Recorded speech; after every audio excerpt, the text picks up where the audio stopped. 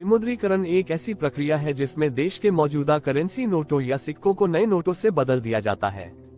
हाल के वर्षों में विमुद्रीकरण का सबसे प्रमुख उदाहरण रुपये के अपने उच्च मूल्य के करेंसी नोटों को विमुद्रीकृत करने का भारत का कदम था। 500 और रु। नवंबर 2016 में 1000 विमुद्रीकरण कदम का उद्देश्य काले धन, भ्रष्टाचार, आतंकवाद के वित्तपोषण और डिजिटल लेन देन को बढ़ावा देना था। सरकार का मानना था कि काले धन की एक महत्वपूर्ण राशि उच्च मूल्य के करेंसी नोटों के रूप में रखी जा रही थी और उन्हें अमान्य करके ये लोगों को अपने बेहिसाब धन की घोषणा करने या इसे बैंकों में जमा करने के लिए मजबूर करेगी, जिससे कर राजस्व में वृद्धि होगी। हालांकि इस कदम के कई नकारात्मक परिणाम हुए, जिसमें एक स्थायी नकदी संकट, अर्थव्यवस्था में मंदी और अनौपचारिक क्षेत्र में नौकरी का नुकसान शामिल है। अचानक की गई इस घोषणा से आम जनता में अफरा तफरी और भ्रम की स्थिति पैदा हो गई। बैंकों और एटीएम के बाहर लंबी कतारें लग गईं क्योंकि लोग अपने पुराने नोट जमा करने या नए नोट निकालने के लिए दौड़ पड़े। भारत में विमुद्रीकरण का समग्र प्रभाव अभी भी बहस का विषय है।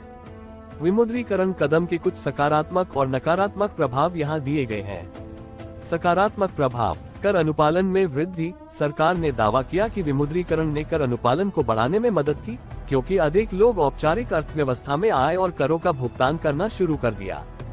डिजिटल भुगतान की ओर बदलाव: विमुद्रीकरण ने डिजिटल लेन देन को बढ़ावा दिया, क्योंकि नकदी की कमी होने पर लोगों को डिजिटल भुगतान विधियों का उपयोग करने के लिए मजबूर होना पड़ा।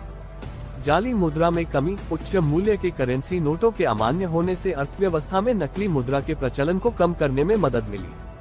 नकारात्मक प्रभाव: आर्थिक मंदी। जनवरी-मार्च 2017 की तिमाही में सकल घरेलू उत्पाद की वृद्धि दर गिरकर 6.1% होने के साथ पिछली तिमाही में 7% से नीचे। विमुद्रीकरण कदम ने अर्थव्यवस्था में एक अस्थायी मंदी का कारण बना।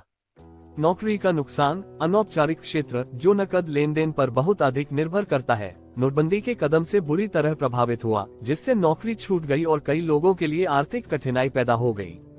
बैंक जमा में वृद्धि: बैंकों में नकदी जमा के अचानक प्रवाह ने बैंकिंग प्रणाली के लिए चुनौतियां पैदा कर दी, क्योंकि बैंकों को बड़ी मात्रा में जमा राशि का प्रबंधन करने के लिए संघर्ष करना पड़ा।